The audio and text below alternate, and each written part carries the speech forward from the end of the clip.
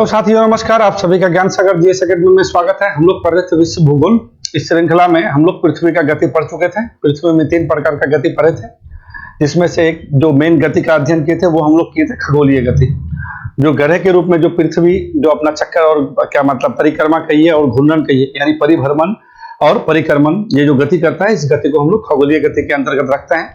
जो ग्रह के रूप में कोई भी पिंड करता है उस गति को हम लोग खगोलीय गति कहते हैं। ठीक है, तो इस गति की वजह से दिन और रात हो रहा था, और दिन की अवधि बड़ी और छोटी हो रही थी, और मौसम का परिवर्तन हो रहा था। ये सारा चीज हम लोग बढ़िया से विस्तार पूर्वक अध्ययन कर चुके थे। तो इसी कड़ी को आगे बढ़ाते हुए आज हम लोग पढ़ेंगे अपना जो पृथ्वी पे जो काल्पनिक रेखाएं हैं। कुछ रेखाओं का नाम आप लोग सुने होइएगा, और कुछ रेखाओं की वजह से ही हम लोग पूरे धरती में, पूरे पृथ्वी पे कोई भी जगह का जो पोजीशन या अवस्थिति को पता करते हैं, तो यही काल्पनिक रेखा की वजह से ही संभव हो पाया है कि हम लोग कोई भी जगह का अवस्थिति को पता कर लेते हैं। तो कारण क्या है कि ये जो आपका अक्षांश रेखा और देशांतर रेखा उसको कहते हैं।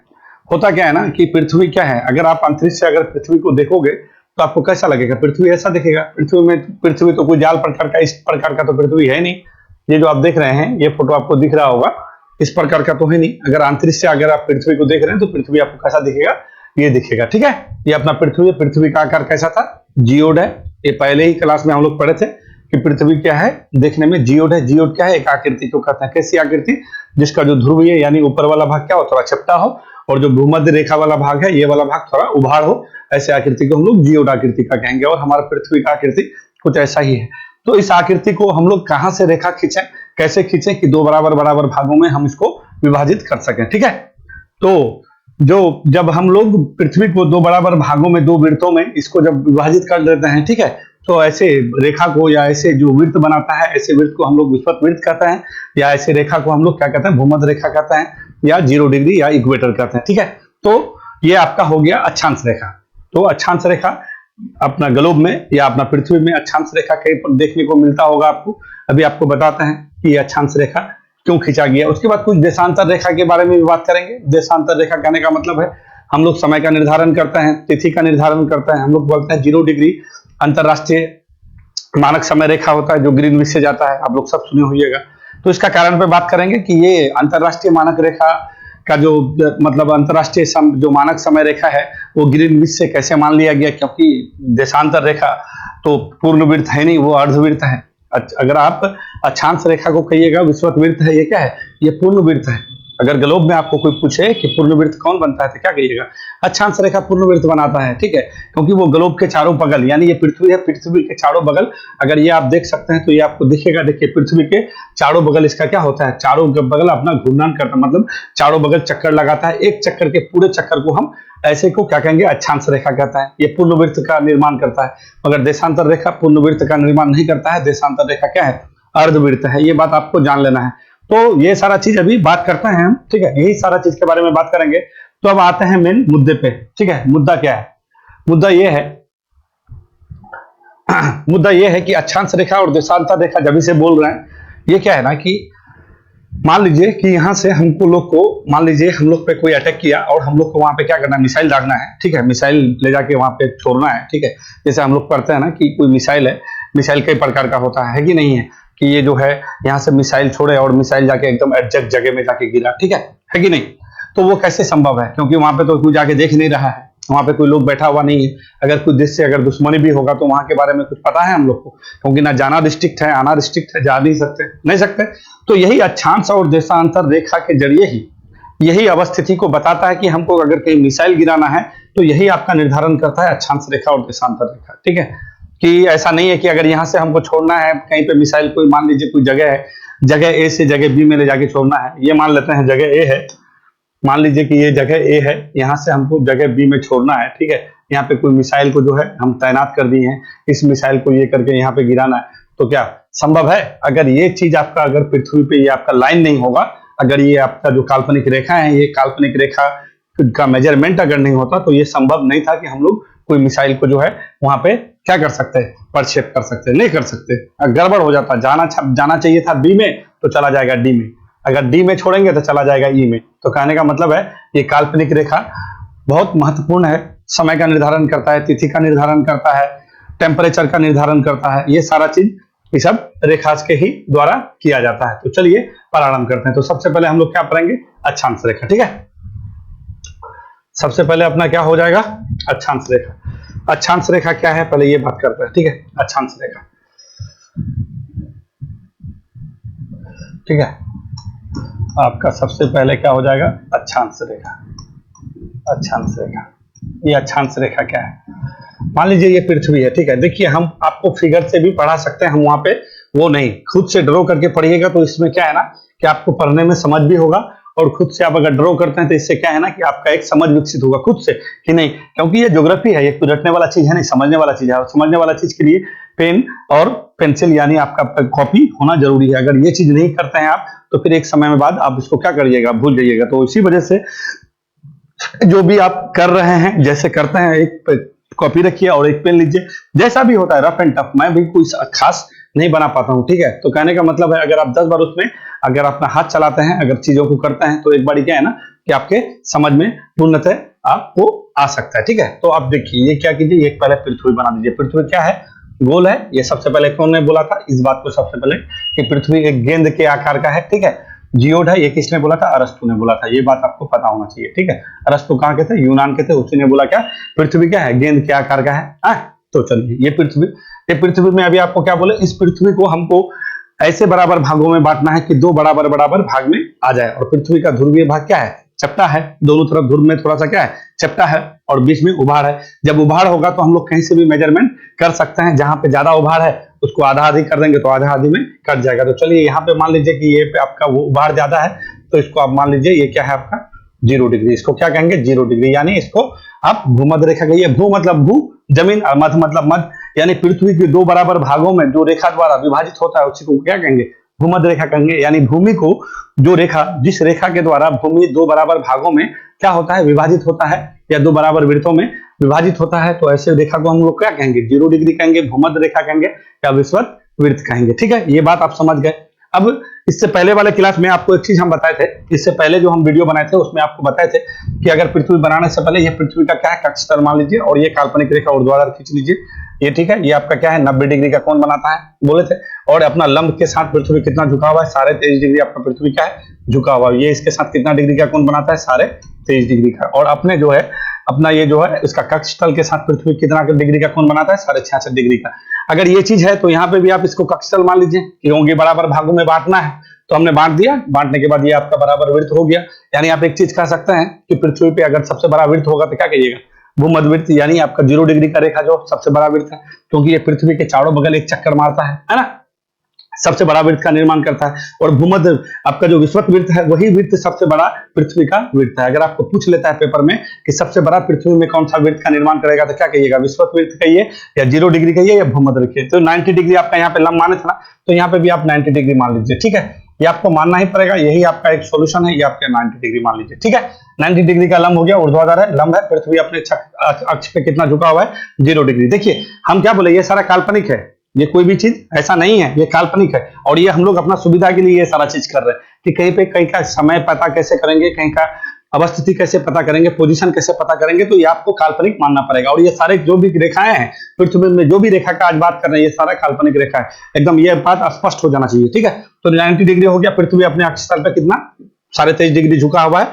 अभी बाद में बात करेंगे, ठीक है, कि 23.5 डिग्री के कारण कर्क रेखा और मकर रेखा क्यों रख, क्योंकि आपको आगे में जब पढ़ेंगे तो आपको जब आपको मोटा मोटी जो आपका 5 जो मेन मुख्य 5 अक्षांश रेखा है, एक आपका 0 डिग्री हो जाएगा, एक कर्क रेखा हो जाएगा, एक मकर रेखा, और यहाँ पे आर्कटिक वृत्त, और यहाँ पे अंटार्कटिक वृत्त, ये आपका मुख्य अक्षांश रेखा है। तो हम लोग अक्सर पढ़ते हैं कि 23.5 डिग्री ही कर्क रेखा क्यों लिया गया है, कारण आपका पृथ्वी का झुकाव 23.5 डिग्री है। ठीक है, अपने लंब से 23.5 डिग्री अगर झुका हुआ होगा तो जो अपना सूर्य के सापेक्ष जो पृथ्वी अपना गति करता है, तो सूर्य की जो लंबवत किरणें हैं कर्क और मकर के बीच ही रहता है। ठीक है, इसी वजह से हम लोग कर्क रेखा को 23.5 डिग्री माने हैं और मकर रेखा को 23.5 डिग्री माने हैं। ठीक है, जिससे हमको समझने में क्या हो, आसानी हो, कोई भी चीज हमको परेशानी ना करे। ठीक है, तो चलिए ये 90 डिग्री का कोण बना। जब यहाँ से यहाँ पे 90 डिग्री का कोण बनेगा तो 90 को यहाँ पे क्या है, एक एक डिग्री पर एक एक लाइन खींच लीजिए, एक एक डिग्री पर एक एक लाइन खींच लीजिए, इसको थोड़ा पतला कर लेता है। ठीक है, एक एक डिग्री पर क्या एक एक लाइन खींच लीजिए, तो 90 डिग्री है ना। देखिए ये टोटल कितना है, 180 डिग्री। तो हम 90 डिग्री पहले यहीं से ये तक, क्योंकि यहाँ तक माना है ना, ये ध्रुव है, मान लीजिए यहाँ पे आपका पोल है, ये आपका क्या है, पोल है, तो 90 डिग्री यहाँ से यहाँ तक कितना होगा, 90 होगा। तो 90 को खींच लीजिए, ये आपका 90 खींच लीजिए, ठीक है। देखिए ये बराबर बन नहीं पाएगा, कोई बात नहीं है, बस आपको समझाने के लिए 90 तो बना नहीं सकते हैं। यहाँ पे क्या कीजिए, आप 90 खींच लीजिए।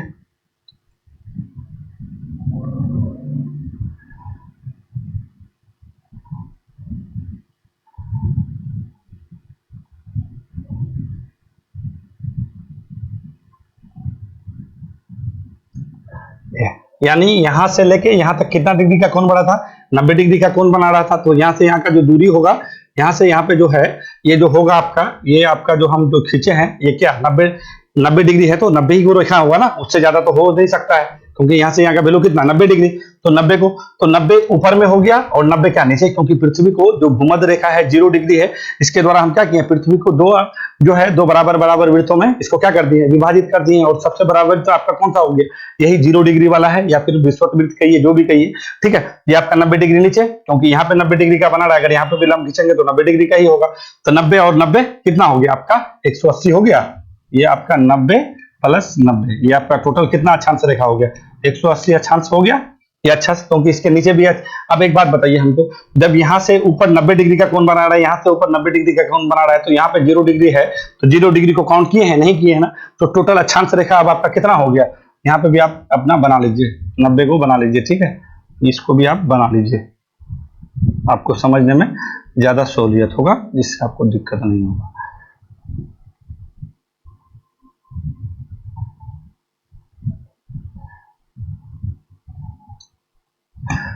एक चीज आपको बता देते हैं, जैसे आप विषुवत रेखा से यानी 0 डिग्री से जैसे जैसे ऊपर में जाइएगा, तो जो आपका जो ध्रुव पर जो है आपका, यानी कहने का मतलब है जब पोल पर जो है आपका अक्षांश रेखा क्या बिंदु के रूप में दिखाई देगा। क्यों, तो आप क्या कह सकते हैं कि पूरे ग्लोब पर, पूरे पृथ्वी पर दो अक्षांश रेखा जो है बिंदु के रूप में दिखाई पड़ता है, एक आपका उत्तरी ध्रुव में और एक आपका दक्षिणी ध्रुव में। ये क्या बिंदु के रूप में दिखाई देता है। जैसे जैसे हम ऊपर जाएंगे, देखिए इसका क्या होता है, इसका दूरी जो है क्या हो रहा है, छोटा वृत्त बना रहेगा। क्योंकि आप मान लीजिए, आप इसको आपको हम दिखाते हैं, आप इसको थोड़ा देख सकते हैं। देखिए ये आप देखिए, इसको देखिए, ये देखिए, ये मान लीजिए 0 डिग्री है, तो सबसे बड़ा वृत्त का निर्माण कर रहा है घूम के, क्योंकि पृथ्वी क्या है 3D डायमेंशन में है। 3D में अगर देखिएगा तो आपको ऐसे ही दिखेगा ना। बीच आते आते आते देखिए आपका कितना छोटा सा आपका क्या बन गया, एकदम छोटा सा बिंदु के रूप में एक ऐसा आपका डिग्री बने, मतलब अक्षांश रेखा होगा जो बहुत छोटा वृत्त का निर्माण करेगा, जो बिंदु के रूप में दिखाई देता है। तो ऐसा बिंदु अक्षांश रेखा, तो आप क्या कर सकते हैं कि अपने ग्लोब में या अपने पृथ्वी में दो अक्षांश ऐसा होगा जो बिंदु के रूप में दिखाई पड़ता है। तो क्या कहिएगा, ध्रुव पर,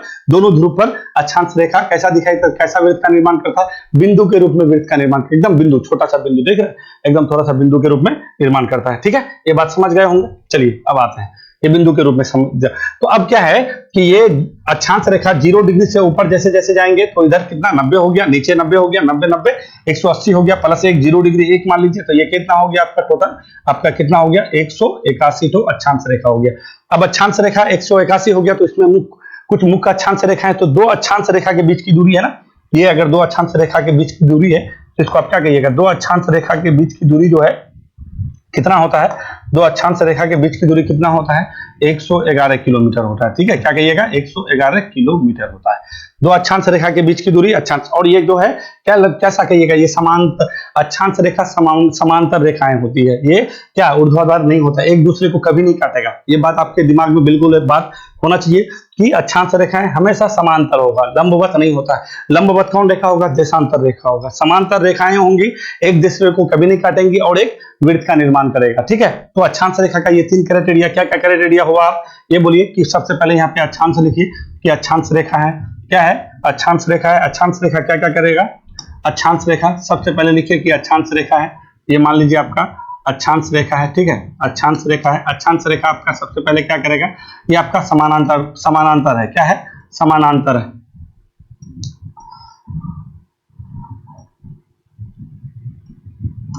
समानांतर रेखाएं हैं, ये क्या है, समानांतर। ठीक है, समानांतर रेखा है। ठीक है, और ये क्या करेगा, एक दूसरे को कभी प्रतिच्छेद नहीं करता है। ठीक है, एक दूसरे को कभी प्रतिच्छेद नहीं करेगा, एक दूसरे को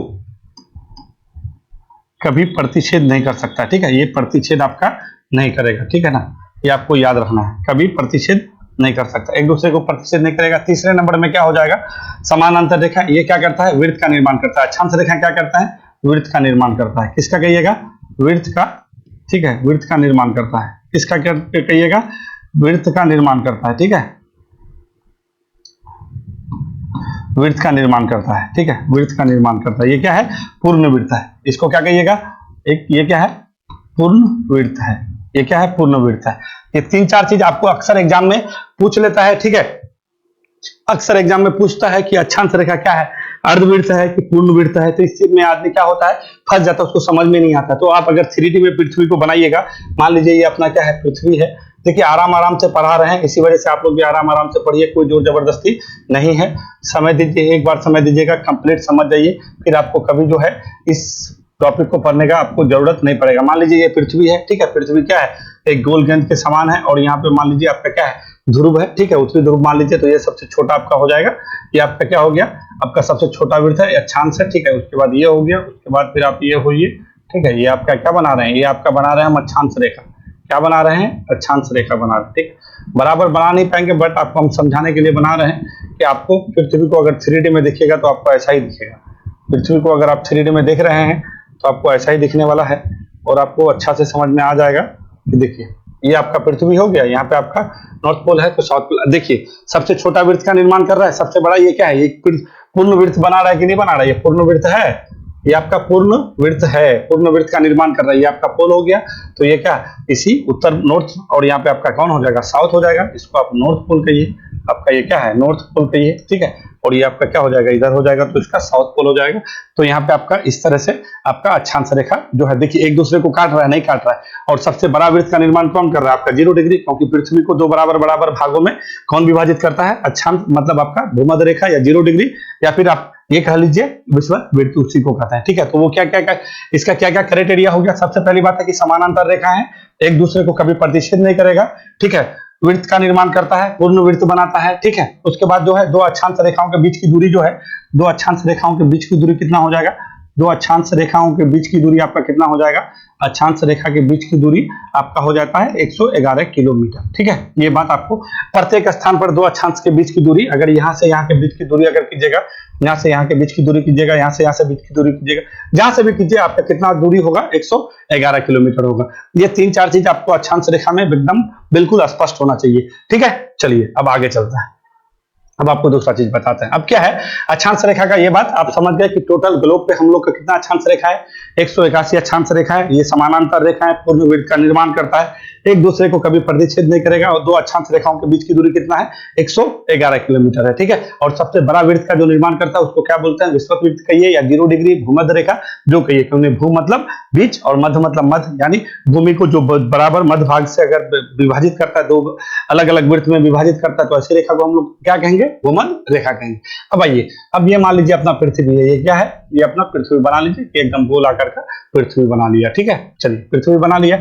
अब यहाँ पे आपको क्या बोले कि मुख्यतः हम लोग जो अक्षांश रेखा है वो हम लोग 5 अक्षांश रेखा के बारे में बात करते हैं, ठीक है, जिसको हम लोग को हमेशा जरूरत पड़ता है। तो ये आपका 0 डिग्री हो गया, इसको आप 0 डिग्री मान लीजिए, ये 0 डिग्री अक्षांश है, जिसको आप क्या कहिएगा, भूमध्य रेखा कहिए, जो भी कहिए आप अपने हिसाब से कहते चलिए या लिखते चलिए, ठीक है। ये आपका 0 डिग्री हो गया। उसके ऊपर में जो है इसको हम लोग क्या कहते हैं, ये इसको हम लोग बोलते हैं कर्क रेखा, और यहाँ पे जो क्या बोलते, यहाँ पे क्या कह रहे थे, इसको हम लोग आर्कटिक वृत्त कहते हैं। अब आर्कटिक वृत्त क्यों कहते हैं, और यहाँ 66.5 डिग्री क्यों, इससे पहले वाले क्लास में आपको हम बहुत बढ़िया से बता चुके थे। थोड़ा सा फिर से रिवीजन के हिसाब से आपको अगर बता दें तो आपको क्या बताए थे कि यहाँ पे सन है, ठीक है, और ये अपना क्या है, पृथ्वी है, ठीक है। और पृथ्वी जो है, पृथ्वी का सनलाइट क्या है, अगर पृथ्वी अपने 30.5 डिग्री पे झुका हुआ है, पृथ्वी का झुकाव, ये पृथ्वी का क्या है, कक्ष तल है, ठीक है। पृथ्वी ये लंब मान लीजिए अभी, क्योंकि ये कंसेप्ट आपको हमेशा याद रखना, ये लंब मान लीजिए, पृथ्वी कितना झुका हुआ है भाई, अपने लंब से तो 23.5 डिग्री झुका हुआ है। तो अभी पृथ्वी का झुकाव जो है सूरज की तरफ कौन सा, उत्तरी ध्रुव झुका हुआ है कि दक्षिणी ध्रुव झुका है, क्योंकि ये आपका नॉर्थ पोल हो गया और ये आपका साउथ पोल हो गया। अभी पृथ्वी का झुकाव किधर है, नॉर्थ पोल की तरफ है कि नहीं है। तो अभी पृथ्वी का ये सन का जो है लाइट कहां तक, सन का लाइट कहां तक जा रहा है, देखिए सन का लाइट जो है आपका यहां तक, क्योंकि आपको हम बताए थे कि प्रकाश वृत्त में क्या आधा वृत्त को हमेशा प्रकाशित करता है, सूरज का मतलब सूरज की प्रकाश, सूरज का जो है प्रकाश का जो किरणें होता है, अर्धवृत्त को हमेशा क्या करता है, ये प्रकाश वृत्त को, आधा वृत्त को हमेशा ये प्रकाश देगा, ठीक है। अब उसका साउथ पोल अगर झुका हुआ होगा, तो अगर साउथ पोल सूरज की तरफ झुका हुआ होगा तो यहाँ पे आपका 6 महीने का दिन होगा, अगर नॉर्थ पोल सूरज की तरफ झुका हुआ होगा तो यहाँ पे 6 महीने का दिन होगा। तो जो स्थिति अभी हम बनाए हैं, इस स्थिति में क्या है, आपका नॉर्थ पोल झुका हुआ है, नॉर्थ पोल झुका हुआ है तो नॉर्थ पोल देखिए यहाँ तक आपका लाइट आ रहा है, तो जहां तक लाइट आएगा, ये जो आप जहां तक लाइट देख रहे हैं ना, जहां तक लाइट आएगा, जहां तक आपका ये लाइट आता है, यही से आपका 66.5 आपका ये काटना है, ठीक है। तो यही 66.5 आपका क्या हो गया, ये आपका आर्कटिक विड्थ हुआ। ये आपको तब भी आपको ये बताए थे कि ये आपका आर्कटिक विड्थ है। और यहां तक आपका जहां तक पड़ता है, तो यहां तक कहां तक पड़ता है, आधा यहां तक पड़ेगा, क्योंकि यहां तक तो पड़ना ही है। तो यहां से जो ये वाला जो लाइन खिंचाता है, ये वाला जो लाइन खिंचाता है, ये आपका क्या हो जाएगा, अंटार्कटिक विड्थ हो जाता है। ये क्या हो जाता है, अंटार्कटिक विड्थ हो जाएगा आपका, ठीक है। तो ये बात आपको जान लेना कि जहां तक सूरज की प्रकाश पहुंच पाता है, वहां से जो लाइन खींचते हैं वो आपका आर्कटिक विड्थ हो जाएगा, और जहां तक इधर पहुंच पाता है वहीं से आपका अंटार्कटिक। तो ऊपर में अभी आपको बता रहे हैं, तो ये आपका क्या हो गया, मुख्य अक्षांश हो गया। ये समझ रहे हैं ना, आर्कटिक विड्थ और अंटार्कटिक विड्थ के, ये इससे पहले वाले भी क्लास में ये बता चुके थे। अब नीचे में आइए, ये क्या है, पृथ्वी को 2 बराबर भागों में बांट दिए, तो इसका नामांकन भी तो कीजिएगा। तो आप लोग डायरेक्शन पढ़े होंगे तो बढ़िया से पता होगा आपको। ये आपका होता है उत्तर होता है, दक्षिण होता है, पूरब होता है और पश्चिम होता है। अगर रीजनिंग पढ़े हैं तो आप लोग जानते हैं डायरेक्शन के बारे में कि जिधर हम देख रहे हैं उत्तर की तरफ ऊपर और नीचे की तरफ दक्षिण, ठीक है। इधर ये वाला साइड हो जाएगा तो बायां वाला साइड में आपका, ये वाला साइड में हमेशा पश्चिम होगा और ये वाला साइड में हमेशा आपका पूरब होगा। तो सेम टू सेम वही करना है। तो ऊपर में देख रहे हैं तो यहाँ पे 2 बराबर 2 वृत्तों में विभाजित किए हैं, एक ऊपर वाला एक नीचे वाला। तो ऊपर में जाएगा तो ये क्या हो जाएगा आपका, क्या हो जाएगा, इसको उत्तरी गोलार्ध कहिए। क्या कहिएगा इसको, उत्तरी गोलार्ध है। ये क्या है, उत्तरी गोलार्ध है। ये आपका उत्तरी गोलार्ध है, ठीक है। और ये वाला जो गोलार्ध हो जाएगा, ये आपका कौन सा हो जाएगा, दक्षिणी गोलार्ध हो जाएगा। खेल खत्म, है ना। कोई लफड़ा वाला बात ही नहीं, हर चीज के पीछे लॉजिक होता है, बिना लॉजिक के कुछ नहीं होता। ये दक्षिणी गोलार्ध हो गया, तो ये आपका मुख्य अक्षांश है। अब चलिए यहाँ पे आइए, इसको हम लोग क्या कहेंगे, ये आपका मकर रेखा है, ठीक है। ये आपका मकर रेखा है और ये आपका अंटार्कटिक है, ठीक है। इसको क्या कहेंगे, अंटार्कटिक। 66.5 डिग्री, क्योंकि 66.5 डिग्री आपको बताए थे, ठीक है। ये आपका 0 डिग्री हो गया, ये आपका 23.5 डिग्री हो गया, ठीक है। और ये भी आपका 23.5 डिग्री। तो ऊपर में होगा तो क्या हो जाएगा, 23.5 डिग्री नॉर्थ हो जाएगा, ये आपका नॉर्थ हो जाएगा। और ये नीचे में है तो क्या हो जाएगा, 23.5 डिग्री साउथ हो जाएगा। यहाँ पे 66 डिग्री अंटार्कटिक, क्योंकि अंटार्कटिक रेखा का नीचे है तो 66.5 डिग्री, और ऊपर में जो आता है क्या हो जाएगा, आर्कटिक हो जाएगा 66.5 डिग्री। इसको आप ये दोनों को आराम से लिख लीजिए, आपको कोई भी समझने में कोई भी दिक्कत मेरे हिसाब से नहीं होना चाहिए। अब जो ये जो स्थिति बताए थे आपको, देखिए इसको, इससे पहले वाला जो क्लास हम कराए थे इतना बढ़िया से, कारण यही था कराने का पहले कि आप इसको इससे रिलेट कर सके। अब देखिए आपको क्या बताए थे कि ये आपका प्रकाश वृत्त है, ठीक है। 0 डिग्री में रेखा, यहाँ पे आप अपना क्या मान लीजिए, 0 डिग्री मान लीजिए, यानी भूमध्य रेखा मान लीजिए। ये आपको क्या बताए थे, कर्क रेखा बताए थे, और यहाँ पे अंटार्कटिक हो गया, और ये आपका मकर रेखा हो गया, ठीक है। और ये आपका अंटार्कटिक वृत्त हो गया 66.5 डिग्री, ठीक है। अब 0 डिग्री यहाँ है ना, तो सूर्य की लंबवत किरणें देखिए, जब ये स्थिति में था क्या बताए थे कि जब नॉर्थ पोल सूरज की तरफ अगर झुका हुआ होगा तो सूरज की लंबवत किरणें कहां पे गिरेगा आपका, कहां पे, कर्क रेखा पे। देख रहे हैं कर्क रेखा के बीचों बीच कर रहा है। अगर ये स्थिति हम उलाट देंगे तो सूरज की लंबवत किरणें आपका कहां पे गिरेगा, ये आपका मकर रेखा पे गिरेगा। यानी कहने का मतलब है जो सूरज के सापेक्ष अपना पृथ्वी जो गति करता है सूरज के सापेक्ष, क्योंकि सूरज तो एक जगह स्थिर है, घूर्णन कौन, जितने भी ग्रह हैं प्लानेट है वही कर रहा है। अगर ये सूरज के सापेक्ष अपना जो गति करता है तो सूरज की लंबवत किरणें हमेशा कहां पे रहता है, कर्क और मकर के बीच ही रहता है, ठीक है। ये चीज आपको ये पहले वाला क्लास में बता देते। तो कर्क रेखा में जिस दिन सूरज की लंबवत किरणें गिरती है उत्तरी गोलार्ध में, उसको हम लोग क्या बताए थे, आपको क्या बताए थे, 21 जून का स्थिति बताए थे, ठीक है। 21 जून के दिन, और इसी को हम लोग क्या बोलता है, इसी स्थिति को बताए थे कि आपका जो है पूरे आपका यहाँ पे जो है दिन और रात की अवधि बराबर बराबर होगा। ये बात बताए थे ना कि ये जो है कर्क, सॉरी गलती हो गया, ठीक है।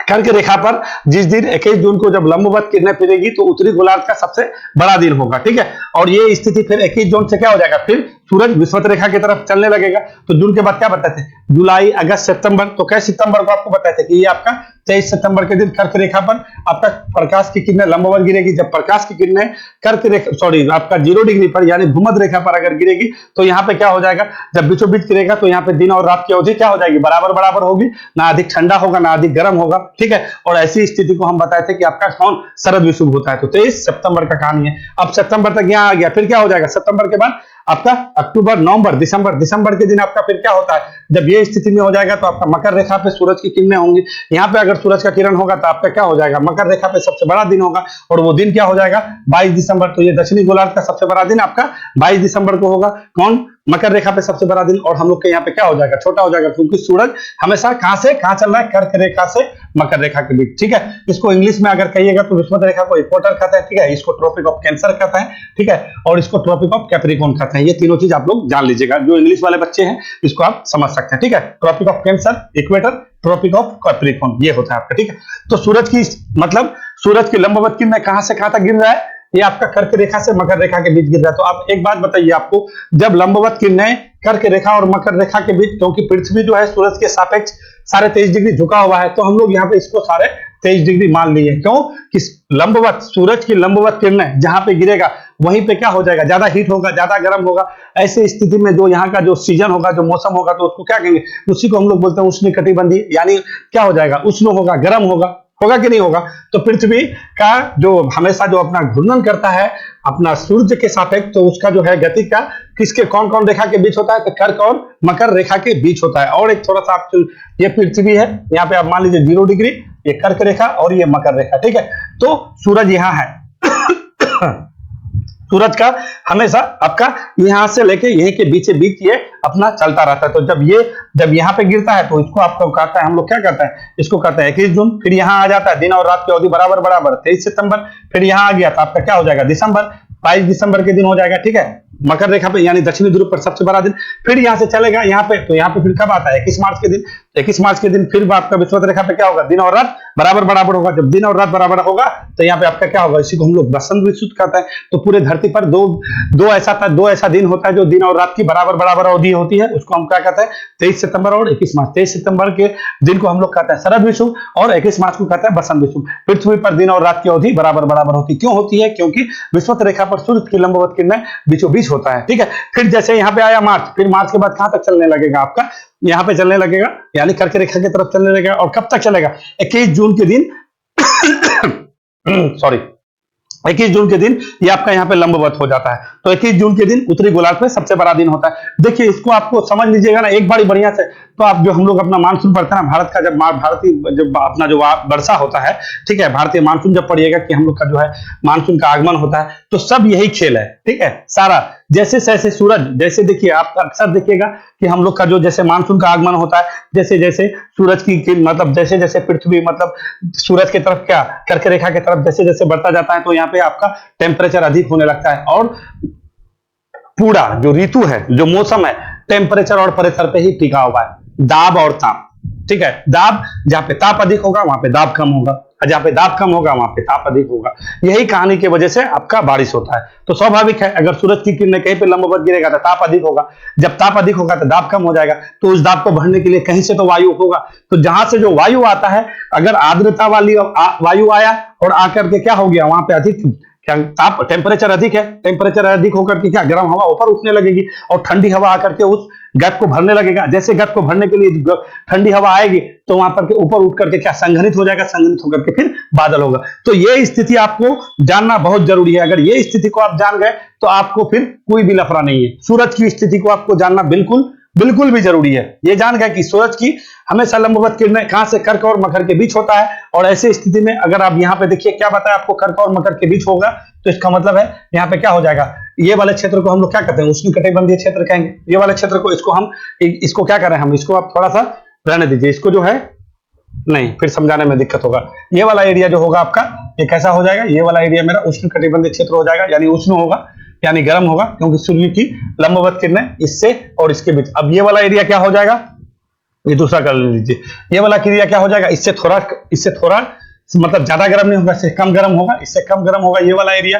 तो इसको हम लोग क्या बोलते हैं, इसको हम लोग क्या बोलते हैं, शीतोष्ण बोलते हैं, यानी शीत और उष्ण, गर्म भी होगा और ठंडा भी होगा। और ये वाला एरिया को हम लोग क्या कहते हैं, अगर यहाँ पे आ जाइएगा तो ये वाला हम लोग का जो ध्रुवीय एरिया है, क्योंकि देखिए अभी बताते हैं आपको, हम ये दिखाते हैं। देखिए यहाँ पे सूरज की किरणें क्या बहुत तिरछा गिरेगी कि नहीं, जब बहुत तिरछा किरणें गिरेगी, सूरज की किरणें लंबवत ना जाकर एकदम बहुत हल्का गिरेगा, एकदम हल्का। तो हल्का गिरेगा तो बताइए कुछ फर्क पड़ेगा, वहां पे हमेशा ठंडा ही रहेगा, लंबवत किरणें हमेशा। तो ये आपका एक चीज क्लियर हो गया होगा कि कर्क रेखा और मकर रेखा के बीच हमेशा यहाँ पे कैसा होगा, कैसा कटिबंध कहेंगे, इसको उष्ण कटिबंध कहेंगे। ठीक है, या फिर आप उसको क्या कहिए, उष्ण कहिए। और ये वाला एरिया यानी मकर की रेखा और 66.5 डिग्री आर्कटिक विड्थ के बीच का जो, सॉरी, कर्क रेखा और 66.5 डिग्री आर्कटिक विड्थ के बीच का जो आपका ये वाला जो एरिया होगा उसको हम लोग क्या कहेंगे, उसको कहेंगे हम लोग क्या, इसको कहेंगे शीतोष्ण कहेंगे, यानी शीत भी है और उष्ण भी है, ना ज्यादा गर्म है ना ज्यादा ठंडा है। ये चीज जान लीजिएगा ना तो पूरा जलवायु आपका क्लियर है, ठीक है। जलवायु में आपको कोई भी दिक्कत, जो भी देश इस स्थिति में पड़ेगा तो वहां पे ठंडा होगा, कहां पे गर्मी होगा, आपको समझ में आ जाएगा। अक्सर पूछता है ना पेपर में, एग्जाम में पूछता है कि कर्क रेखा कहां से होकर गुजर रहा है, तो क्यों गुजर रहा है भाई, यही गुजर रहा है, ये कर्क रेखा गुजर रहा है तो ये डिसाइड कर रहा है कि वहां पे ठंडा होगा, गर्मी होगा, पानी होगा, गेहूं होगा, धान होगा, चावल होगा, क्या होगा, कपास होगा, यही डिसाइड करता है, ठीक है। और वहां का जलवायु कैसा होगा, वहां का मिट्टी कैसा होगा, क्योंकि मिट्टी अभी इससे पहले वाले क्लास में आपको बताए थे कि अंतर्जात बल, बहिर्जात बल, जो भी चीज का निर्माण और विनाश होता है तो क्या आपका यहीं पे होता है, क्योंकि पानी बड़ा ठंडा हुआ, फिर गर्म हुआ, फिर ठंडा हुआ, तो जो भी चट्टाने हैं, चट्टान क्या हो जाएगा, आपका मिट्टी बनेगा। तो जहां पे ज्यादा आपका कोई भी भौतिक क्रिया हो या रासायनिक क्रिया के बाद ही क्या आपका मिट्टी का निर्माण होता है, क्योंकि जो भी चीज स्थल में जो भी चीज देख रहे हैं ये क्या सब मौलिक चट्टान, अग्नि चट्टान है ना। अग्नि चट्टान क्या होता है, एकदम आपका जो भी दिखेगा अग्नि चट्टान कहने का मतलब है क्या, पपड़ी नुमा होता है, बहुत कठोर होता है, लाखों करोड़ों वर्ष घिसने के बाद जो है ये आपका मिट्टी का रूप धारण करता है, जिसमें उर्वरता शक्ति आता है, जो हम लोग करते हैं। तो ये कैसे होता है, हीट हुआ, हीट होने के बाद फिर पानी हुआ, फिर गर्म हुआ, फिर भौतिक क्रिया हुआ, रासायनिक क्रिया हुआ, होने के बाद वो जो है उपजाऊ क्षेत्र होता है, समझ रहे हैं। तो ये चीज होना बहुत ज्यादा जरूरी है। तो जहां पे ज्यादा पानी होगा, ज्यादा गर्म होगा, ज्यादा ठंडा होगा, तो वहां पे भौतिक रासायनिक क्रिया अधिक होगी, अंतर्जात बल, बहिर्जात बल के कारण वहां पे जो है बहुत सारी चीजों का निर्माण होगा। फिर आगे हम लोग देखते हैं, पहले ये सारी चीज को आप समझ चलिए, ठीक है। तो ये आपका क्या हो जाएगा, ये वाला क्षेत्र आपका हमेशा हॉट रहेगा, जिसको हम लोग क्या बोलते हैं, उष्णकटिबंधीय क्षेत्र कहते हैं। ये आपका शीतोष्ण हो गया और ऊपर वाला शीत हो गया। तो सेम ये वाला भी कहानी आपका यही हो जाएगा। तो ये भी आपका कौन सा क्षेत्र हो जाएगा, दक्षिण, ये भी आपका वही हो जाएगा, ठीक है। यानी 23.5 डिग्री साउथ से और 66 डिग्री अंटार्कटिक विड्थ के बीच ये आपका क्या हो जाएगा, शीतोष्ण हो जाएगा। और ये वाला क्षेत्र आपका हो जाएगा, तो ये कैसा होगा, ये आपका शीत क्षेत्र हो जाएगा, क्या होगा ना। तो ये आपका ये हो गया, ये आपका शीत क्षेत्र हो गया। तो आप कह सकते हैं कि पूरे पृथ्वी पे अगर पूरे आपका धरती पे अगर कहिएगा तो कितने प्रकार का यहाँ पे आपको जो है मौसम दिखने मिल रहा है कि सूरज की प्रकाश, सूरज की किरणें यहाँ से लेके यहाँ तक के बीच में रहेगा, तो ये उष्ण होगा, यहाँ पे गर्म होगा, क्योंकि लंबवत किरणें कर्क और मकर रेखा के बीच पड़ता है। तो कर्क रेखा में कब बताए थे, पहले वाले भी वीडियो में बता दिए, अभी भी बता दिए। लंबवत किरणें 21 जून के दिन होता है, उत्तरी गोलार्ध का सबसे बड़ा दिन होता है। और जो है सूरज की जो है लंबवत किरणें कर्क और मकर के बीच होगा, जब इसके बीच होगा तो यहाँ पे हमेशा क्या हो जाएगा, गर्म वाला एरिया रहेगा। ऐसे क्षेत्र को हम लोग क्या कहते हैं, उष्णकटिबंधीय क्षेत्र कहते हैं, ठीक है। और ऊपर में क्या है, यहाँ पे ना, यहाँ को लंबवत देखिए, ज्यादा कर्क रेखा के बाद लंबवत किरणें नहीं गिर रहा है, नहीं गिर रहा है, तिरछा गिर रहा है। तिरछा गिरेगा तो ना ज्यादा गर्म होगा ना ज्यादा ठंडा होगा, ठीक है। और जैसे जैसे अगर ये दक्षिणी ध्रुव की तरफ आएगा तो इधर खूब ठंडा होने लगेगा, है कि नहीं, ठंडा होगा कि नहीं होगा, होना ही होना है, क्योंकि 365 दिन में चक्कर लगाता है। और पृथ्वी का घूर्णन गति याद रखिएगा पश्चिम से पूरब है, ठीक है, पूरब से पश्चिम नहीं, क्योंकि आगे में जो आपका तिथि रेखा और क्या बोलते हैं आपका अंतरराष्ट्रीय मानक समय रेखा जो है, ये आपका पृथ्वी के घूर्णन के ही, मतलब पृथ्वी का जो आपका देशांतर है पूरब से पश्चिम की वजह से ही होता है, ठीक है। आगे वही आपका होने वाला है। तो ये आपका मुख्यतः हो गया। तो आप ये चीज को समझ जाइए कि पृथ्वी का अक्षांश रेखा की वजह से ही यहाँ पे हम पूरे ग्लोब में 3 कैटेगरी कर दिए, ठीक है। 3 भागों में इसको बांट दिए। क्या कहिएगा, उष्ण कहिएगा, उसके बाद शीतोष्ण कहिएगा, उसके बाद शीत क्षेत्र। शीत कहां से कहा, 66.5 डिग्री से लेके 90 डिग्री तक, यानी ध्रुव तक के बीच को ये पे क्या, ये जो है शीत क्षेत्र होगा। और 66.5 डिग्री से लेके 23.5 डिग्री के बीच शीतोष्ण होता है। 23.5 डिग्री से लेके 23.5 डिग्री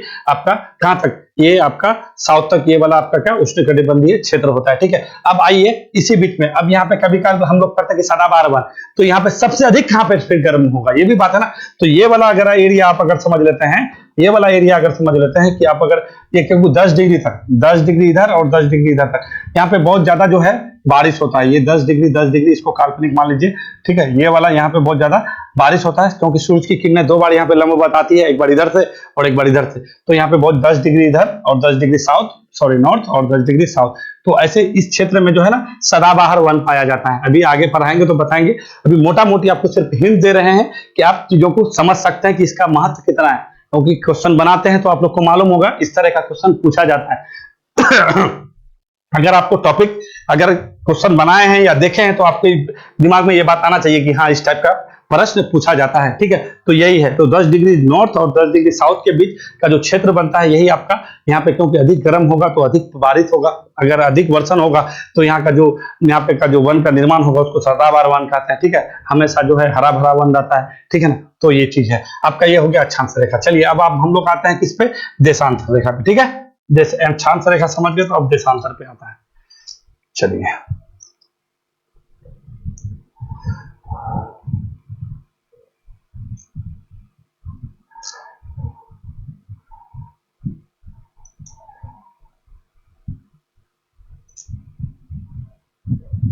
इसको देखते हैं।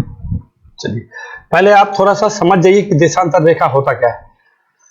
ये आप देख रहे हैं, ये 90 डिग्री ये ध्रुव है। पहले सिर्फ आप थोड़ा सा एक बार देख लीजिए, फिर हम इसको खुद से फिगर ड्रॉ करके बनाएंगे। ये ऐसे करके पढ़ाने का तरीका नहीं होता है, ये फिगर के साथ हम क्या बताए नहीं बताए, खुद से बना के दिखाते हैं आपको, ठीक है। अब ये देशांतर रेखा, कौन सा रेखा बता रहे हैं, देशांतर रेखा।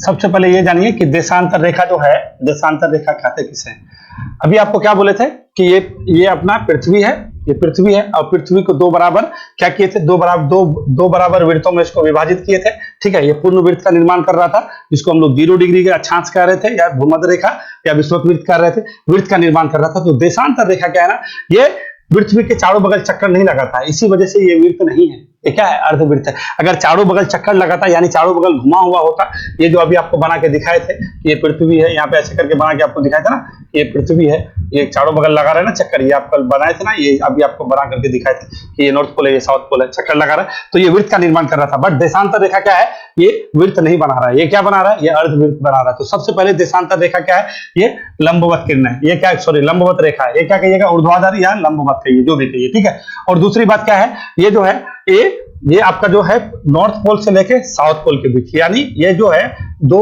ऐसी देशांतर रेखा क्या कहिएगा, दो ऐसी रेखाएं हैं जो नॉर्थ पोल और साउथ पोल के बीच को मिलाता है, और ये अर्धवृत्त का निर्माण करता है। किसका कहिएगा, अर्धवृत्त का निर्माण करता है, ये अर्धवृत्त है। ये पूर्ण वृत्त है नहीं है। अगर आपको एग्जाम में पूछ लिया जाए देशांतर रेखाएं कैसी है, ये रेखाएं हैं, ये वृत्त नहीं है। अगर अक्षांश रेखा पूछे तो क्या कहिएगा, वो वृत्त है। अक्षांश रेखा वृत्त है और देशांतर रेखा अर्धवृत्त है, ठीक है, ये अर्धवृत्त हो जाएगा। और इसलिए जो है क्या है, क्या कहिएगा, ऊर्ध्वाधर है। देखिए नॉर्थ पोल को साउथ पोल के बीच मिलाता है, ठीक है। नॉर्थ पोल से साउथ पोल को मिलाने वाली रेखा को हम लोग क्या कहेंगे, हम लोग देशांतर रेखा कहेंगे। ये बात समझ गए, ये बात समझ गए। नॉर्थ पोल को साउथ पोल के बीच मिलाने वाली रेखा को हम लोग देशांतर रेखा कहेंगे। अब देखिए देशांतर रेखा होगा कितना, तो ये मान लीजिए कि आपका पृथ्वी ये गोल वृत्त है, कितना डिग्री है, 360 डिग्री है। अभी आपको वहां पे अक्षांश रेखा बता रहे थे, तो बताया था ना कि ये आपका पृथ्वी है, ये बराबर में भागों में बांट दिए 90 डिग्री, तो यहाँ से यहाँ 90 डिग्री, तो 190 इधर 90 इधर, 180 और एक बीच में, तो 181। हर चीज के पीछे लॉजिक। तो अब इसके ये क्या है, आपका एक वृत्त का निर्माण कर रहा है। पूरा वृत्त कितना डिग्री का होता है, 360 डिग्री का होता है। तो इसका मतलब है कि 360 मतलब जो है इसका 360 रेखा होगा, ठीक है, क्योंकि 360 डिग्री यहाँ पे पोलों को अगर मान लेते हैं, यहाँ पे मान लेते हैं, तो ये क्या 360 डिग्री होगा। तो यहाँ पे दिक्कत क्या आया, क्योंकि वृत्त बनाना था तो उसको तो बना लिए आराम से कि पृथ्वी को दो वृत्तों में भाग दिए, एक उत्तरी गोलार्ध, देखो दक्षिणी गोलार्ध, बराबर वृत्तों में आधा आधा कर दिए थे आसान से। अब यहाँ पे अर्धवृत्त बना रहे हैं, तो अर्धवृत्त बनाएंगे तो अब जितने भी वैज्ञानिक थे या जितना भी भूगोलवेत्ता थे उसके लिए एक बहुत बड़ा समस्या खड़ा हो गया कि देशांतर रेखा अगर खींचे तो कैसे खींचे, ये कहां से, क्योंकि ये तो पूर्ण वृत्त है नहीं। अगर ग्लोब से भी लेते हैं तो ये कैसे होगा, तो कहां का कौन सा जगह का माना जाए कि जहां से बराबर बराबर 180 इधर आ जाए, 180 इधर आ जाए और 360 डिग्री मतलब 360 गो रेखा खींचा जाए और वहां से हम लोग कोई भी चीज को क्या करें, प्रारंभ करें। ये बहुत बड़ा समस्या था। तो ये बात है 1884 का। 1884 में आप थोड़ा सा ये बात समझिए, कांग्रेस का स्थापना कब हुआ था, 1885 में, जानते हैं, मुंबई में हुआ था, है ना। तो कहने का मतलब यह है कि उस टाइम इंग्लैंड जो है बहुत ज्यादा उसका क्या था, पूरा सुपर पावर था। अभी अमेरिका देखते हैं ना कि सबसे विश्व में सबसे अधिक जो है सबसे बड़ा अर्थव्यवस्था वाला देश है, ठीक है, कितना, लगभग उसके पास 25 ट्रिलियन का अर्थव्यवस्था है कि नहीं है। तो कहने का मतलब उस टाइम इंग्लैंड हुआ करता था, क्योंकि फर्स्ट वर्ल्ड वार हुआ 1914 में। वर्ल्ड वार होने के बाद जो है पूरा पैसा चला गया हथियार लेने में, वो लोग हथियार बना के देता गया, ये लोग अपना पैसा पूरा सोना पैसा देता गया अमेरिका को। फिर सेकेंड वर्ल्ड वार हो गया, ठीक है, तो इसमें वो लोग पूरे यूरोप को जो है बढ़िया से ले लिया, और लेने के बाद फिर वो फर्स्ट वर्ल्ड वॉर के बाद ही अमेरिका सुपर पावर हो जाता है। तो 1884 की बात है, 1884 में इंग्लैंड सुपर पावर हुआ करता था, उसका बात हर जगह चलता था। तो एक सम्मेलन होता है 1884 में वाशिंगटन डीसी अमेरिका में, सारे लोग बैठते हैं और वहां पे एक बात कहा जाता है कि कौन ऐसा जगह मतलब कौन ऐसा ग्लोब में यानी पृथ्वी पे कौन ऐसा जगह को निर्धारित किया जाए कि जहां से 0 डिग्री रेखा को क्या किया जाए, एक मानक समय रेखा माना जाए। ठीक है, 0 डिग्री देशांतर को हम मानक समय रेखा मान करके वहां से खींचे और पूरा विश्व में जो है एक समय और तिथि का निर्धारण किया जाए। तो वाशिंगटन डीसी में सर्वसम्मति से ये बात चला। इंग्लैंड वाले बोले कि हमारा जो है हमारे देश में जो आपका लंदन देख रहे हैं ना, वहां पे एक जगह एक शहर है ग्रीनविच शहर। ठीक है, तो ग्रीनविच में गैलीलियो का नाम सुने होइएगा। ठीक है, वाला इंग्लैंड के जो लोग थे, जो वो बोला कि हमारा जो वैज्ञानिक है, एक जो उसका जो दूरबीन है वहां पे रखा हुआ है, एक जगह का नाम था, आपको क्या बोले थे कि इंग्लैंड का एक जगह है जिसका नाम हम लोग क्या बोलते हैं, ग्रीनविच, एक शहर है। ठीक है, ग्रीनविच शहर में एक ऑब्जर्वेटरी था, यानी कहने का मतलब है एक उसका जो है वेधशाला था, जहां पे गैलीलियो का दूरबीन रखा हुआ था। देखिए, दूरबीन का खोज गैलीलियो ने नहीं किया, हैंस लेप्रेसी, याद रखिएगा, दूरबीन का खोज हैंस लेप्रेसी ने किया है। तो उसने जो है उसके बाद जो है वो खुद गैलीलियो भी अपना दूरबीन बनवाया था। ठीक है, तो उसका दूरबीन कहाँ रखा हुआ था, वही आपका ग्रीनविच शहर में एक आपका जो आपका वेधशाला था, उसका नाम था आपका रॉयल ऑब्जर्वेटरी। ठीक है, तो वहीं पे उसका दूरबीन रखा हुआ था। बोला कि वो एक सांकेतिक रूप से मतलब एक बहुत मुख्य रूप से एक अच्छा जगह भी है, और पहले खगोलविद थे, गैलीलियो को दूरबीन रखा हुआ है। तो एक 0 डिग्री को ऐसा जगह से खींचा जाए कि जहां से कुछ ना कुछ एक प्रदर्शित किया कि वहां पे आपका 0 डिग्री है, गैलीलियो का दूरबीन रखा हुआ है, अगर हम खींचेंगे तो क्या एक ऐतिहासिक होगा। तो सारे लोग बोला ठीक है, अगर आप ऐसा कहते हैं तो हम आपको बात को मान लेते हैं। तो गैलीलियो का जो दूरबीन रखा हुआ था कहां पे, रॉयल ऑब्जर्वेटरी में, वहां से एक लाइन खींचा गया जिसको हम लोग क्या कहते हैं, 0 डिग्री लाइन। कहां कहते हैं, 0 डिग्री मानक समय रेखा। ठीक है, ये आपका 0 डिग्री हो गया। ठीक है, ये ऐसे करके आपका खींच लिया गया, और इसको ये कब का घटना है, 1884 का घटना है, ये बात आपको याद रखिएगा। तो कहां से खींचा गया था, आप कभी भूलिएगा कि ग्रीनविच शहर है जहां पे गैलीलियो का आपका दूरबीन रखा हुआ था। ठीक है, उस जो वेधशाला का नाम था, वहां जो रखा हुआ था, जो म्यूजियम था, उसको क्या कहिएगा, उसका नाम था आपका रॉयल ऑब्जर्वेटरी। ठीक है, जहां पे उसका रखा हुआ था उसको रॉयल ऑब्जर्वेटरी नाम था उसका, उस जगह का। तो वहीं से ये जो 0 डिग्री रेखा जो है वहीं से खींचा गया, और इसको निर्धारित कर दिया कि ये अंतरराष्ट्रीय क्या हो जाएगा, अंतरराष्ट्रीय मानक समय रेखा। क्या कहिएगा उसको, अंतरराष्ट्रीय मानक समय रेखा।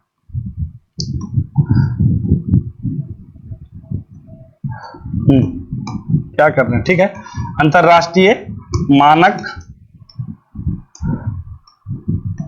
समय रेखा किसको माना गया, 0 डिग्री को।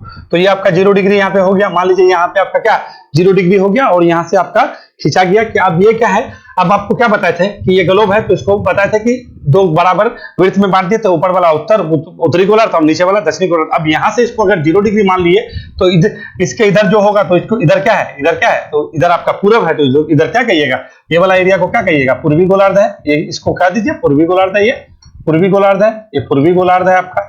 ठीक है, ये आपका पूर्वी गोलार्ध है, और ये इधर हो जाएगा तो ये आपका कौन सा हो जाएगा, पश्चिमी गोलार्ध हो जाएगा। ठीक है, यहाँ तक कोई दिक्कत नहीं होना चाहिए। ठीक है, पश्चिमी गोलार्ध है ये आपका। ठीक है, क्योंकि अगर हम किसी को भी जो आपका मानक समय रेखा जो माना है 0 डिग्री, क्योंकि 0 डिग्री के इधर जाएंगे तो हम क्या कहलाएंगे, पश्चिमी गोलार्ध में जा रहे हैं, और 0 डिग्री के इधर जाएंगे तो हम लोग क्या कहलाएंगे, पूर्वी गोलार्ध में जा रहे हैं। तो अब टोटल ये कितना 360 डिग्री का है, तो एक डिग्री पर आपका एक रेखा खींचता चला गया, और ये आपका टोटल इधर 180 हो गया। और इधर अगर इसको 3D में देखिएगा, तो चलिए आप आते हैं 3D में दिखाने के लिए, क्योंकि पृथ्वी का जो भी चीज है वो क्या है, 3D है। ये बात आपको समझ के चलना है, पृथ्वी क्या है, 3D में है। चलिए इसको देखिए, सब आराम से समझिए। देखिए ये देशांतर रेखा है आपका। ठीक है, देशांतर रेखा आपको यहाँ से खींचा जा रहा है ना, ये आप देख रहे हैं। तो कहने का मतलब ये है कि जब यहाँ पे 0 डिग्री हम मान लिए, तो इसको जो पीछे वाला होगा, ये जो इसका पीछे जस्ट पीछे जो है वो आपका क्या हो जाएगा, 180 डिग्री होगा। तो अगर हम इधर से चले जाएंगे तो ये क्या पश्चिमी जो है, पश्चिम की तरफ से जाएंगे तो यहाँ पे क्या कहेंगे, पश्चिमी 180 डिग्री, यानी 180 डिग्री का रेखा। इधर से जाएंगे तो पूर्वी, अगर इधर से हम चले जाते हैं तो इधर क्या हो जाएगा, पूर्वी 180 डिग्री। और इधर से इधर से आएंगे तो इधर क्या कहेंगे, पश्चिमी 180 डिग्री। इधर क्या हो जाएगा, पश्चिमी 180 डिग्री, क्योंकि जाना तो यही है। यानी 0 डिग्री के जो पीछे वाला जो लाइन है इसको हम लोग क्या मान लिए, 180 डिग्री मान लिए। क्या, 180 डिग्री देशांतर रेखा, और उसको क्या कहते हैं, अंतरराष्ट्रीय तिथि रेखा कहते हैं। क्या कहेंगे इसको, अंतरराष्ट्रीय तिथि रेखा है ये, ठीक है, अंतरराष्ट्रीय तिथि रेखा है ये,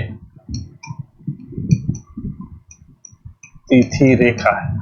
जो आगे वाला जो हम लोग का क्लास होगा वो वो यही होगा कि कैसे हम लोग का समय मतलब एक दिन 180 डिग्री के इधर जाते हैं तो घट जाता है, इधर आते हैं तो बढ़ जाता है, ये वाला पड़ता है ना। अभी उसको अगला वीडियो में हम वही, क्योंकि ये वीडियो में अगर बताएंगे तो ये लंबा चला जाएगा, ठीक है, इसी वजह से ये तो कहने का मतलब है कि 0 डिग्री के जो पीछे वाला जो लाइन होगा वो आपका कौन सा हो जाएगा, 180 डिग्री का लाइन कहलाएगा। और अगर यहाँ से इधर से जाते हैं तो 180 डिग्री पश्चिमी हो जाएगा, और इधर से जाएंगे तो 180 डिग्री पूर्वी।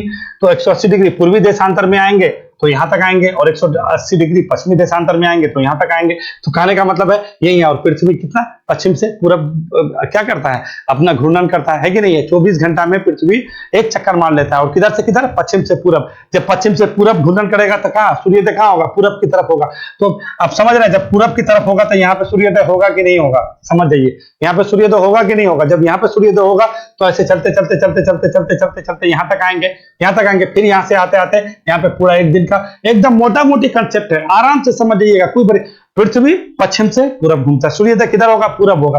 तो तिथि रेखा कहां से, तो पूरब कहां पे होगा, क्योंकि ये काल्पनिक रेखा है। 0 डिग्री हम लोग को ग्रीनविच को माना है, तो यहां से 180 डिग्री पूर्वी से शुरू कीजिए, यहां से आते आते आते आते आते यहाँ 0 डिग्री पे आएगा, फिर यहाँ से आपका पश्चिमी 1 डिग्री 2 डिग्री करते करते करते 180 डिग्री पश्चिमी देशांतर पे आपका यहाँ पे आके फिर क्या हो जाएगा, आपका फिर दूसरा दिन शुरू हो जाएगा। तो दूसरा दिन कहां से शुरू होगा, यहाँ पे दिन शुरू हो रहा है, अगला दिन यहाँ पे खत्म हुआ, और 1 सेकंड में, यानी कहने का मतलब है पृथ्वी 23 घंटा 56 मिनट कुछ सेकंड में एक चक्कर लगा लेता है। जैसे ही यहाँ पे खत्म हुआ और यहाँ से शुरू हुआ, तो यानी कहने का मतलब है एक दिन यहाँ पे बढ़ गया। अभी यहाँ पे क्या है, मान लीजिए यहाँ 5 तारीख है, तो यहाँ पे अभी 4 तारीख होगा, यहाँ पे 4 तारीख के दिन, क्योंकि 4 तारीख से यहाँ प्रारंभ हुआ, 24 घंटा में घूम गया, 24 घंटा घूमते घूमते यहाँ आ गया, अब ये 5 तारीख हो जाएगा। अब पूरा टोटल इसको घूमते घूमते कितना दिन लग जाएगा, 23 घंटा 56 मिनट, यानी 24 घंटे के बराबर यहाँ तक पहुंचते पहुंचते लग जाएगा, लगेगा कि नहीं। तो अब बताइए, तो इधर अगर हम इधर से इधर आएंगे, इधर से इधर आएंगे तो मेरा समय क्या हो जाएगा, इधर से अगर इधर आएंगे तो मेरा समय क्या हो जाएगा, घटेगा कि बढ़ेगा, स्वाभाविक है घटेगा। यहाँ 4 तारीख है, यहाँ पे आएंगे तो हमको 5 तारीख, क्योंकि ये पूरा दिन हम मिला ही नहीं, ये हमारा डायरेक्ट एक दिन का लॉस हो गया। अगर यहाँ से यहाँ चले जाएंगे तो क्या एक दिन को हमको क्या, यहाँ पे उस दिन का हम बिता लिए, फिर यहाँ से यहाँ चले आए, एक दिन 12 घंटा यहाँ पे बिता लिया, उसके बाद यहाँ आ जाएगा। अभी पृथ्वी सूरज का इधर ही होगा, फिर हमको 2 दिन का 1 दिन का लाभ मिल जाएगा। आगे बताएंगे, आगे वाला वीडियो में मेरा यही होगा। तो ये चीज आपको थोड़ा सा चीज को ध्यान रखना है। 180 डिग्री, 0 डिग्री के जस्ट पीछे वाला जो लाइन है वो आपका 180 डिग्री देशांतर है, और इसको क्या कहेंगे, 180 डिग्री पूर्वी देशांतर, इधर किसको क्या कहेंगे, 180 डिग्री पश्चिमी देशांतर, और इसी को क्या कहते हैं, अंतरराष्ट्रीय तिथि रेखा कहते हैं। अगर इसी रेखा को हम लोग पार कर जाते हैं तो तिथि आगे पीछे हो जाता है। अब 0 डिग्री यहाँ पे ग्रीनविच है, तो स्वाभाविक है यहाँ से इधर जो भी होगा तो क्या हो जाएगा, प्लस में होगा, और इधर जो भी होगा तो माइनस में होगा, क्योंकि 0 डिग्री को क्या बताए, अंतरराष्ट्रीय मानक समय रेखा माने, ग्रीनविच को मानक समय रेखा, सारा चीज यहीं से निर्धारित होगा। इसी वजह से अगर यहीं पे हम लोग का कहीं पे भारत होगा, मान लीजिए हमारा भारत, हम लोग का भारत यही है, मान लीजिए कहीं पे हम लोग का भारत यही होगा, तो कहने का मतलब है हम लोग पूरब में आए कि नहीं है, 0 डिग्री से हम लोग इधर हैं कि नहीं है, तो हम लोग के यहाँ पे जल्दी सुबह होगा, यहाँ पे लेट पे होगा कि नहीं, क्योंकि हम लोग क्या है, पूर्वी गोलार्ध में है, ठीक है कि नहीं है, स्वाभाविक है, दिख रहा है पूर्वी गोलार्ध में। तो इसी तरह से समय निकाला जाता है। अब कैसे, देखिए बताते हैं। अब मान लीजिए कि कोई देश है, ठीक है, उस देश में अब यहाँ से मान लीजिए कि हम लोग का गुजरात से यहाँ पे कितना 68 डिग्री 7 मिनट से लेके कितना 97 डिग्री 25 मिनट, यानी अरुणाचल प्रदेश के कहां पे आपका किबुथु से, ठीक है, और यहाँ पे आपका गौर माता, ठीक है, इन दोनों के बीच कितना लगभग कितना है आपका 30 डिग्री का अंतर है।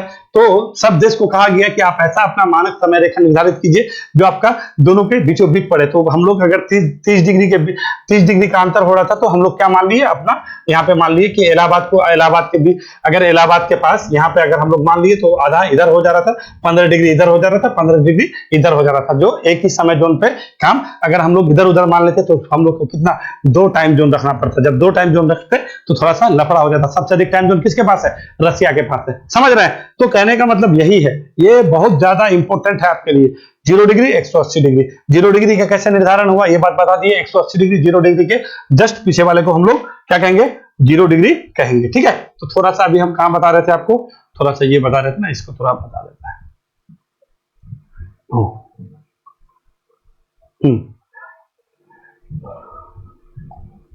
चलिए, तो अब देखिए, यहां पे देखिए ये आपका अक्षांश रेखा हो गया, ये देशांतर रेखा। तो दो देशांतर रेखाओं के मध्य जो है बीच की दूरी सबसे अधिक कहाँ होगी, तो क्या कहिएगा 0 डिग्री के पास, यानी भूमध्य रेखा के पास। दो देशांतर रेखा के बीच की सर्वाधिक दूरी कहाँ हो जाएगा, तो क्या कहिएगा देशांतर। कितना होता है 111.32 किलोमीटर होता है, ठीक है। क्योंकि देख रहे हैं यहाँ पे उभरा हुआ, अब अगर क्योंकि ये ऐसे आ रहा है, ये ऐसे आ रहा है, तो ये जो आपका ये जो भूमध्य रेखा है तो इसी के पास सबसे ज्यादा गैप हो रहा है ना, हो रहा है कि नहीं हो रहा है। तो दो देशांतर रेखाओं के बीच की जो सर्वाधिक दूरी कहाँ होगा, तो क्या कहिएगा भूमध्य रेखा पर, 0 डिग्री पर या विषुवत रेखा पर होगा। कितना होगा, तो 111.32 किलोमीटर। और दो अक्षांश रेखाओं के बीच की दूरी कितना बताए थे आपको, क्या बताए थे 111 किलोमीटर।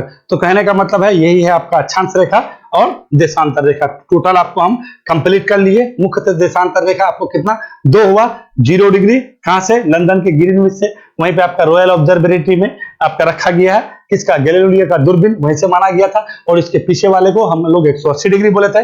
और ये 180 डिग्री क्या है, अंतरराष्ट्रीय तिथि रेखा है। क्योंकि इधर से अगर जाएंगे तो क्या कहेगा आपका 180 डिग्री पूर्वी देशांतर, इधर से जाएंगे तो 180 डिग्री पश्चिमी देशांतर। जाना इधर से, अगर इधर से जाएंगे तो पश्चिमी देशांतर जाएंगे, इधर से जाएंगे तो पूर्वी। तो यानी पूर्वी देशांतर और पश्चिमी देशांतर 180 डिग्री कौन रेखा है, 2 रेखा है कि एक रेखा है, एक ही रेखा है। अगर कोई आपको पूछेगा 180 डिग्री पश्चिमी देशांतर रेखा और 180 डिग्री पूर्वी देशांतर रेखा, इसमें से क्या रेखा, कितना रेखा है इसमें, तो क्या कहिएगा 1 की 2, एक ही रेखा है, 2 रेखा नहीं कहिएगा। इधर से जाएंगे तो ये कहलाएगा, उधर से जाएंगे तो वो कहलाएगा। उसी रेखा को आगे पीछे कर जाएंगे तो खेल खत्म। पृथ्वी 24 घंटा में एक चक्कर मारती है, किधर से, पश्चिम से पूरब। जब पश्चिम से पूरब बोले तो सूर्य देखा होगा पूरब की तरफ होगा। इससे पहले भी बोले थे जापान को जिप्पन का देश का सबसे पूरब में स्थित देश है जापान, इसी वजह से सूर्योदय का देश भी कहा जाता है। कहने का मतलब है अगर पृथ्वी पश्चिम से पूरब घूमेगा तो सूर्योदय पूरब की तरफ होगा। जब सूर्योदय पूरब की तरफ होगा तो स्वाभाविक है सबसे पहले सूरज वही दिखाई देगा। जैसे जैसे पृथ्वी घूमता जाएगा और दिन की अवधि वहां पे कम होती जाएगी, फिर रात होता जाएगा और धीरे धीरे धीरे धीरे 24 घंटा में उसको आना कहाँ है, आना यही है। फिर यहां से आएगा, फिर ये हो जाएगा आपका, यानी ये आपका चलता रहेगा, ठीक है। तो ये आपका आसानी, मतलब ये आपका सबसे आसानी भाषा में आपको हम बताए हैं, ठीक है। आपको समझने में बहुत आसानी मिला होगा, ठीक है। ये आपका अक्षांश रेखा है, ये आपका अक्षांश रेखा है, ये आपका देशांतर रेखा है। 23.5 डिग्री क्यों झुका हुआ है ये भी आपको हम बता दिए हैं, और यहाँ पे बताने का कुछ है नहीं। तो अगला जो हम लोग का क्लास होगा उसमें आपका होगा क्या, अब अंतर मतलब जो है समय का निर्धारण कैसे करते हैं। लगभग चीज आपको कुल्लू हम छोड़ चुके हैं, ठीक है। देखिए आप अगर बेसिक कंसेप्ट समझ जाता है तो फिर आपको रखने का कोई जरूरत नहीं है कि हम इधर से इधर आएंगे तो मेरा समय क्या हो जाएगा, एक दिन का लॉस होगा। अगर हम इधर से इधर जाएंगे तो एक दिन का क्या हो जाएगा, हमको प्रॉफिट होगा। क्योंकि पृथ्वी पश्चिम से पूरब, ये समझ गए कि पृथ्वी 23.5 डिग्री झुका हुआ है, पृथ्वी पश्चिम से पूरब घूम रहा है, तो 180 डिग्री समझ गए। 0 डिग्री अक्सर लोग समझ नहीं पाता कि 180 डिग्री जो है ये क्या गो रेखा है, ये एक ही है 0 डिग्री के जस्ट ऑपोजिट। क्योंकि पृथ्वी 3D है, अगर इधर से जाएंगे किधरों भी कीजिएगा, इधर हो या ऐसे करके, ठीक है। पृथ्वी क्या है, 2 पोल को मिलाने वाली, यानी नॉर्थ पोल और साउथ पोल को मिलाने वाली रेखा को क्या कहेंगे, देशांतर रेखा। और उसके पीछे वाला रेखा होगा तो 180 डिग्री, इधर वाला होगा तो 0 डिग्री। 180 इधर 180 इधर, क्योंकि पृथ्वी कितना है, गोल है, गोल में कितना 360 डिग्री। तो 360 डिग्री के लिए एक एक डिग्री पर एक एक लाइन खींचे हैं। अब उसको हम लोग आगे में कर देंगे कि 24 घंटा में 360 डिग्री घूम रहा है तो 1 मिनट में 1 डिग्री घूमने के लिए कितना मिनट लग रहा है। ऐसे करके आराम से आपका हर चीज क्लियर हो जाएगा, बिल्कुल भी टेंशन नहीं लेना है, बहुत इजीली समझ जाइएगा। ये सब सबसे आसान सब्जेक्ट है। अगर आप जनरल कंपटीशन का कोई भी पीसीएस का तैयारी करें, यूपीएससी का कर रहे हैं, दरोगा जो भी कर रहे हैं, आपको सबसे आसान सब्जेक्ट है आपका ज्योग्राफी। अगर ज्योग्राफी को समझ गए तो फिर आपका यूं, अगर रिटेन आप लिखते भी हैं, अगर आपका ऑप्शनल भी पेपर है तो कोई दिक्कत नहीं, तो समझ जाइए, आप आराम से लिख दीजिएगा अपना भाषा में। फिगर बनाते जाइए, लिखते जाइए, समझते जाइए, लिखते जाइए कि हाँ यहाँ पे ऐसा कंडीशन होगा। अब यहीं पे आपको ये दिख रहा है, इसको समझ जाइए कि हाँ इसके बीच क्या हो रहा है। आप आराम से 2 शब्द लिख सकते हैं, मगर हिस्ट्री में लिख सकता है नहीं लिख सकता है, पॉलिटी में लिख सकता है नहीं लिख सकता, उसके बारे में जानना होगा। मगर अगर यहाँ पे आप जान रहे हैं कि अच्छा ये क्या है, ये अक्षांश रेखा है। अक्षांश रेखा क्या है, वृत्त बना रहा है, क्योंकि पृथ्वी 3D है तो ये चारों तरफ घूम रहा है। ऊपर जैसे जैसे यहाँ से जाते जाएंगे तो यहाँ पे क्या हो जाएगा, एक जगह ऐसा आएगा कि हमको अक्षांश रेखा बिंदु के रूप में दिखाई देगा। तो अगर कोई भी कहेगा कि कौन ऐसा अक्षांश रेखा है जो बिंदु के रूप में दिखाई देता है, तो आप कह सकते हैं कि ध्रुव पर जो 90 डिग्री अक्षांश रेखा होगा वो क्या होगा, बिंदु के रूप में दिखाई देता है। कह सकते हैं ना, क्योंकि देखिए आपके सामने दिख रहा है ना। तो बहुत आसान है, बहुत सिंपल है। कोई दिक्कत नहीं, ठीक है। आगे हम लोग समय जो टाइम जोन है, टाइम जोन के बारे में बात करेंगे। सबसे अधिक टाइम जोन रसिया के पास है, भारत के पास एक ही टाइम जोन है। अभी 2 टाइम जोन का बात चल रहा था कि हम लोग, क्योंकि कहीं पे अब लफड़ा क्या हो जाता है ना कि कहीं पे ऑफिस जो है 8 बजे का समय है, 8 बजे तो कहीं पे भैया बहुत अच्छा खासा दिन हो जाता है, और कहीं पे अगर गुजरात में आइएगा तो वहाँ पे थोड़ा सा लेट से सुबह ही होता है, तो वहाँ के लोग के लिए थोड़ा सा गड़बड़ी हो जाता है ना। तो 2 टाइम जोनों का बात हो रहा था, बट अभी नहीं होने वाला है, अभी एक ही टाइम जोन से चल रहा है, क्योंकि हम लोग का जो है भौगोलिक जो है, जो भौगोलिक अवस्थिति है वो बहुत सुंदर है और देशों से बहुत बढ़िया है। रसिया के पास बहुत ज्यादा टाइम जोन है, क्योंकि देख रहे हैं इतना बड़ा देश है, एकदम चौड़ा लंबा, तो उसके पास थोड़ा सा लफड़ा होता है, ठीक है। तो कहने का मतलब यही है। चलिए, वीडियो देखने के लिए शुक्रिया, मिलते हैं कल। हम लोग अपना तिथि और समय को निर्धारित करने वाली बात को हम लोग अच्छा से रखेंगे और उसको विस्तार पूर्वक अध्ययन करेंगे।